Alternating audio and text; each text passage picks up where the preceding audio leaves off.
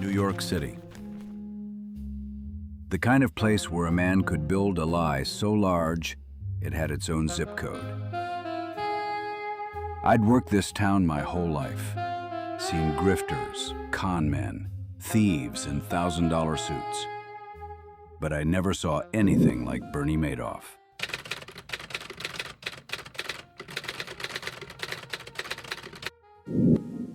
His name was Bernard Lawrence Madoff, and for 40 years, he was the most trusted man in the room. He started with $5,000, lifeguard money, summer money, and built it into one of the most respected firms on Wall Street. He chaired NASDAQ. He sat on charity boards. He played golf with senators. When Bernie Madoff said your money was safe, you believed him, because everyone else did. That was the trick. Not the numbers, not the paperwork, the belief. Bernie Madoff didn't steal with a gun. He stole with a handshake. The offices were in the Lipstick Building on 3rd Avenue. 19 floors of legitimate business, trading, clearing, market making, real work, real money. But there was another floor, the 17th, and on the 17th floor, nothing was real. The 17th floor was run by a man named Frank DePascali.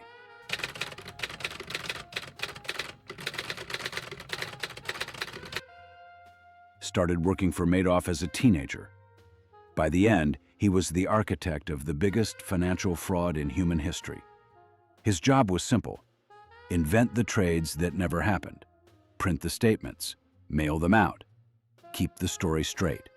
Every portfolio, every profit, every return, fabricated, top to bottom, start to finish, for decades. Madoff told clients he used something called a split strike conversion. Blue chip stocks, options hedges, steady modest returns. 5, 6, 10% a year, every year. Bull market, bear market, didn't matter. And that was the tell, if you had the eyes to see it. Nothing wins every year. Nothing real does. The money flowed in through feeder funds. The biggest was Fairfield Greenwich Group. They funneled $7.5 billion to Madoff, collected $500 million in fees. For due diligence, they never performed. Everyone took their cut. No one asked questions. That's how a lie that size stays standing. You make sure everyone inside it is getting paid.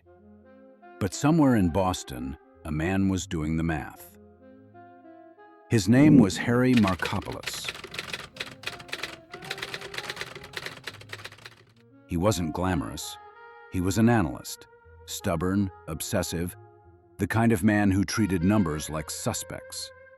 In 1999, a colleague handed him Madoff's track record and asked him to reverse engineer the strategy.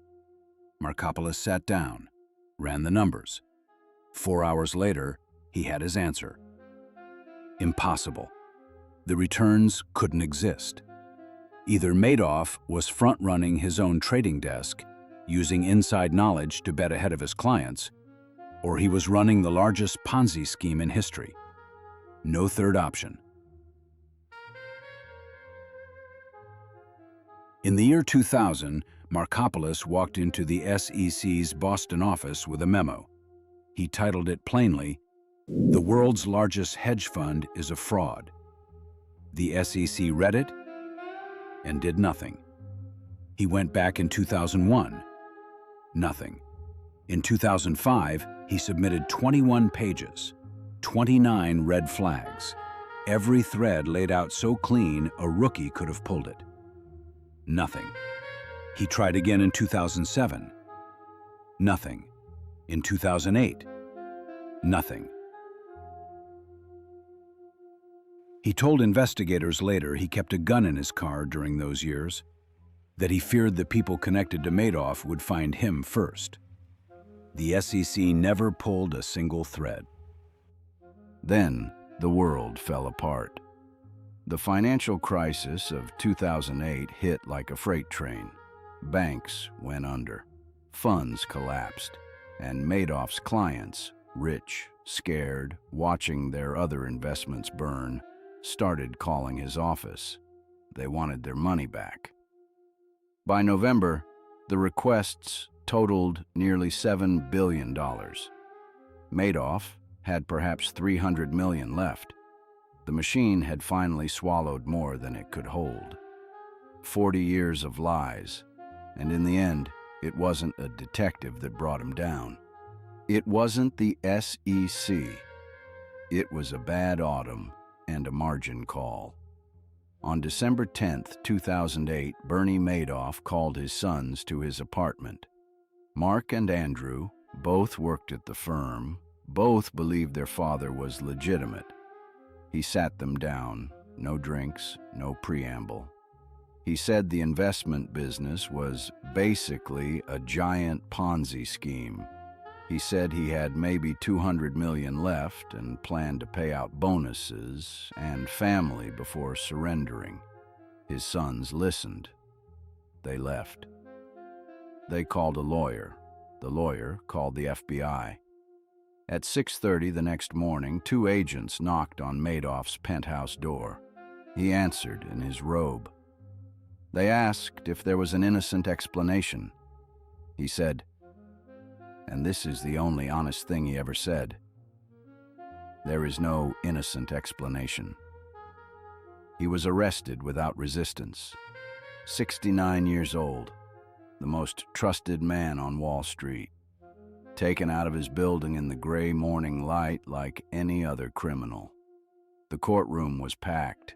Victims who had lost everything, retirees, foundations, families, people who had trusted him with 40 years of savings and gotten back a fabricated statement and a lie. Judge Denny Chin had received victim letters by the hundreds. He read from them. He noted that not one letter, not a single one, had arrived in support of the defendant. No family, no friends, nobody. After 40 years of charity galas and golf rounds and warm handshakes, Bernie Madoff sat in that courtroom completely alone. Judge Chin sentenced him to 150 years, called the fraud extraordinarily evil. Madoff showed no emotion. Among the victims was Elie Wiesel, Holocaust survivor. His foundation lost $15 million. He said Madoff had stolen not just money, but something more precious: memory, future, children's dreams. When a man who survived Auschwitz says you took something more precious than money, you understand the kind of damage this was. The stated losses were $64.8 billion. The actual cash, real savings, real retirements, real inheritances, about $17 billion. By 2021, court trustee Irving Picard had recovered $14.5 billion for victims. Remarkable work. Cold comfort. The 17th floor is empty now. The filing cabinets are gone. The statements, the phantom portfolios, the fabricated trades, all of it seized, cataloged, entered into evidence. A whole factory of lies, reduced to boxes in a federal warehouse. Mark Madoff, Bernie's eldest son, died by suicide on December 11, 2010, exactly 2 years to the day from his father's arrest. He was 46 years old. Andrew, the younger son, died of cancer in 2014. Peter Madoff, Bernie's brother and chief compliance officer, served 10 years. Ruth Madoff lives alone in Connecticut on $2.5 million, the amount prosecutors allowed her to keep. Bernard Madoff died on April 14, 2021, at the Butner Federal Correctional Complex in North Carolina. 82 years old. Kidney failure. He had served 12 years of a 150-year sentence. I've worked this city my whole life. I know what it's built on. Reputation, trust. The assumption that the man across the table wants the same things you do. Bernie Madoff knew that better than anyone. He didn't beat the system. He was the system. The real crime wasn't the money. The money can be traced, recovered, argued over in court. The real crime was simpler. He looked people in the eye. Good people, trusting people, people who survived worse things than Bernie Madoff. And he lied every single day for 40 years. And the city let him.